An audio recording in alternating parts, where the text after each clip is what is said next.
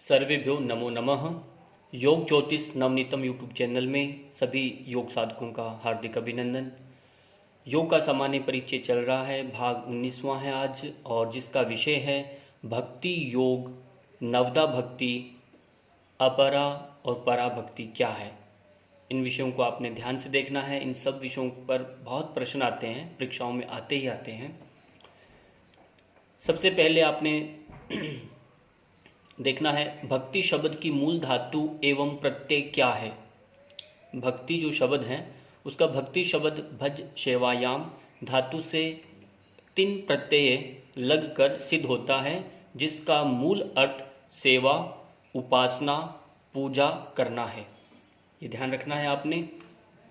अगला प्रश्न है शांडिल्य उपनिषद में भक्ति का क्या लक्षण बताया गया है। सा पुरा अनुरक्तिरीश्वरे, अर्थात परमेश्वर में अविचल और एकांतिक भावना तथा आत्मसमर्पण की उत्कंठ आकांक्षा को भक्ति कहा गया है। स्पष्ट हो गया है। अविचल यानी अडिग भावना, एकांतिक एक ही निष्ठा जब भावना होती है तो आत्मसमर्पण की भावना है, उत्कंठ जिज्ञासा रहती है, कांक्षा रहती है, वह भक्ति कहलाई गई है। ये शांडिल्य उपनिषद का वाक्य है। अगला नारद, क्यों भक्त के रूप में नारद जी को सबसे बड़ा माना गया है।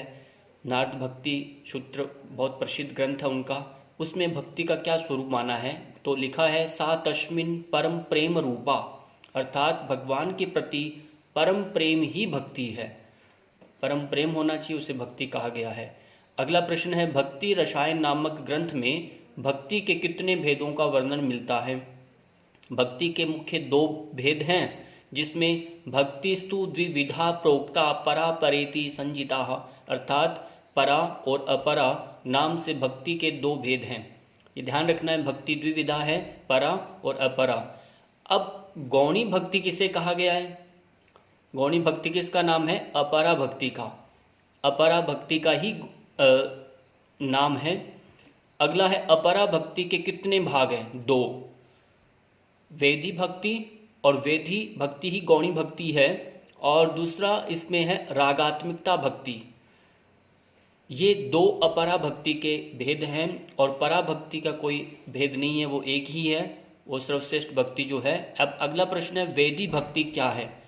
वेदी भक्ति 9 प्रकार की कही गई है, अतः इसे नवदा भक्ति भी कहा जाता है। जो हम नवदा भक्ति के बारे में जो सुनते हैं, पढ़ते हैं, वो वेदी भक्ति का एक भाग है, जो अपरा भक्ति का भाग है।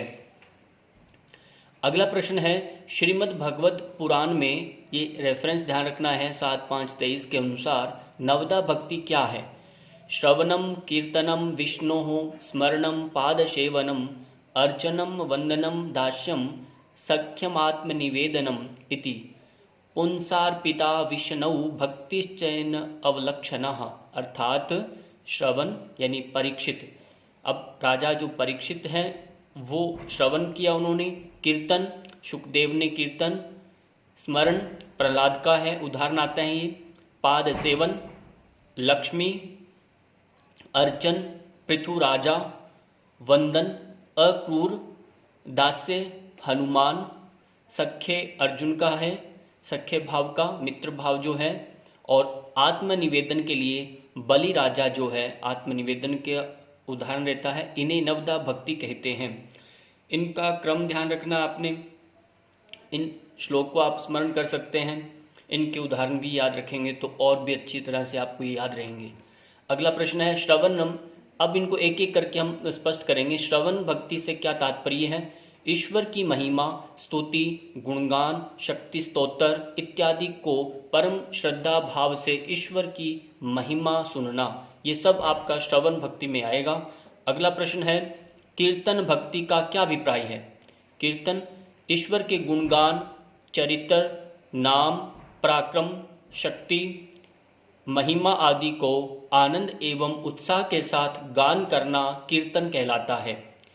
आनंद के साथ जब हम कीर्तन करते हैं तो ये सब आता है उसमें।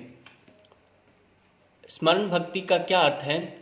निरंतर अनन्य भाव से ईश्वर के महात्म्य और उसकी शक्तियों को मन में धारण करते हुए प्रसन्न होना स्मरण कहलाता है। ये बात ध्यान रखना है। अगला प्रश्न, पाद सेवन भक्ति किसे कहते हैं? भगवान के दिव्य पाद युगलों की सेवा करना पाद सेवन कहलाता है। आपने देखा होगा कि ये जो भरत जो हैं वो अपने राम जी के पाद चरणों की पादुकाओं की जो सेवा करते हैं वहाँ पाद सेवन है। इसमें आपके ईश्वर के पाद हो सकते हैं, अपने माता पिता के हो सकते हैं। अगला प्रश्न है, अर्चन भक्ति से क्या तात्पर्य है? अर्चन का तात्पर्य है पूजन, ईश्वर की शास्त्रोक्त विधियों के द्वारा पूजन करना अर्चन कहलाता है। इसे स्थूल पदार्थों एवं मानसिक रूप से किया जाता है। या आपने ध्यान रखना, जब वैदिक कुछ भी हम मंत्र उपासनाओं से जब उनको करते हैं अर्चना तो अर्चन कहलाएगा। अगला प्रश्न है, वंदन भक्ति से क्या अभिप्राय है? माता पिता, गुरु आचार्य, विद्वज्जन, योगी व संत जनों को ईश्वर का रूप जान कर परम श्रद्धा से उनको प्रणाम करना, उनकी सेवा करना तथा उनका प्रियाचरण करना ही ईश्वर का वंदन है। यह आपने ध्यान रखना है। अगला प्रश्न है, दास्य भक्ति किसे कहते हैं? भगवान के प्रति अपने को सेवक भाव या उपासक भाव से समर्पित करना ही दास्य भक्ति है। जैसे हनुमान जी भगवान रामचंद्र जी के प्रति जो रखते हैं ये दास्य भाव यानी सेवक भाव का जो भाव है। अगला है, सख्य भाव का क्या अर्थ है? भगवान के प्रति मित्र भाव, जैसे आपने सुग्रीव का उदाहरण देखा है तो सख्य भाव है, उनकी भक्ति में एक संलग्न रहना ही सख्य भाव भक्ति कहलाता है। अगला है, आत्मनिवेदन भक्ति से आप क्या समझते हैं? ईश्वर की भक्ति विशेष से युक्त होकर अपने आप को सदा के लिए उसके चरणों में समर्पित कर देना और अपनी स्वतंत्र सत्ता न रखना ही आत्मनिवेदन है।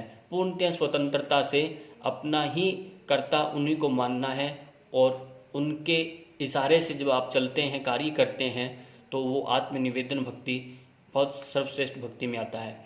रागात्मिकता जो भक्ति किसे कहते हैं? अब आपने नवदा भक्ति पूर्ण पढ़ चुके हैं, अब रागात्मिकता भक्ति किसे कहते हैं? ये आपकी अपरा भक्ति का दूसरा भेद है। रागात्मिकता भक्ति नवदा भक्ति की चरम अवस्था की अगली अवस्था है, क्योंकि जो नवदा भक्ति है वह स्थूल भक्ति है।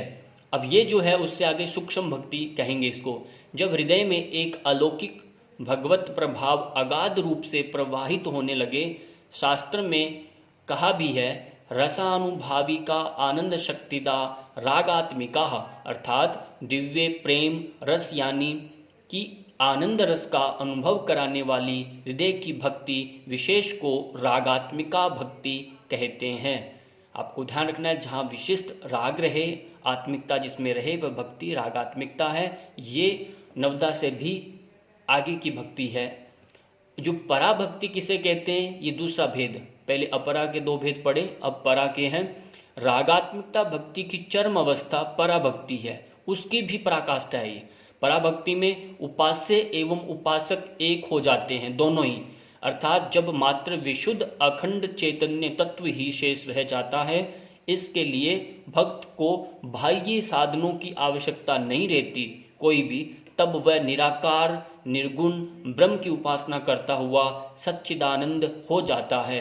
यहाँ पर उसे बाह्य कोई ऐसा साधन नहीं चाहिए जिससे वो एकाग्र हो, और उसकी अनुभूति जो होती है रागात्मिकता की वह भी समाप्त हो जाती है, और ये केवल और केवल निराकार निर्गुण ब्रह्म की उपासना करता है। और यानी ये पूर्ण असंप्रज्ञात अवस्था कहेंगे, वो संप्रज्ञात कहेंगे। इसी तरह से आपका ये पूरा प्रकरण आपका भक्ति योग का पूर्ण हुआ। इसी के साथ आपका बहुत बहुत धन्यवाद। समय मिले तो इसे देखें, शेयर करें और सब्सक्राइब करें जिन्होंने नहीं किया भी, और अपने योग साधकों भाइयों को इसको शेयर करते रहें। इसी के साथ पुनर्मिलामः। धन्यवाद।